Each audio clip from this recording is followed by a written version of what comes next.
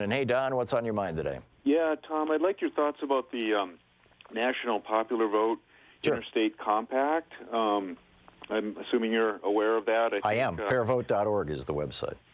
Yeah, it's gone through 15 states. I think it's currently being reviewed by 8 others, including your own state of Oregon. Yep. I'd like your thoughts on that, and I'll take your response on the air. Okay. Thank you, Don. What this was, a bunch of states trying to figure out how to end the Electoral College without, without ending the Electoral College. The problem is that the Electoral College is, the fact that you and I, when we vote for the President of the United States, we're not actually voting for the President. We're voting for an elector who will cast his or her vote for the President on our behalf. And the Electoral College, was built into the Constitution in the early days for a number of reasons. We've had that conversation on the program before. I'm not going to go down that road at length. But the bottom line is that George W. Bush in 2000 lost the national vote by 500,000 votes, and yet he became president, in large part because of the intervention of the Supreme Court, 5 conservatives on the Supreme Court. But, A, George W. Bush lost the popular vote, and then B, Donald Trump lost the popular vote, not by 500,000 votes, but by 3 million votes.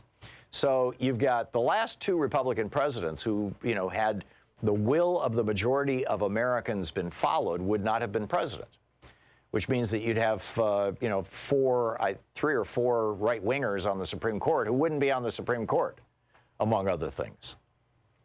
And so what the states did is they got together and said, if we're going to take the Electoral College, if we're going to end the Electoral College, if we're going to do it by a constitutional route, it's going to require an amendment to the Constitution, and that takes forever.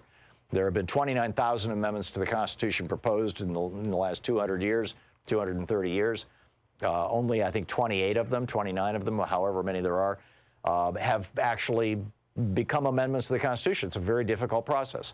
So instead of doing that, what we're going to do is our state pledges that when enough states take this pledge, that we equal enough electoral votes to swing an election. In other words, to go in, to elect a president. Then every state that has joined this compact confirms, agrees, swears that all of their electoral votes will go for whoever wins the national vote, regardless of how the vote goes in our state. It's a very selfless act in a way. It's individual states giving up a certain amount of power. And there are about 3 states, well, it depends on the size of the state, how many electoral votes the state has. I believe Colorado just signed on to it. Oregon's looking at it. They're going to need a couple, they're going to need, I don't have the numbers in front of me, frankly. I think they need something like 60 or 70 more electoral votes before they get there. But they're moving in this direction. And the one thing that is obstructing them are the Republican states. The Republican-controlled states are refusing to go along with this.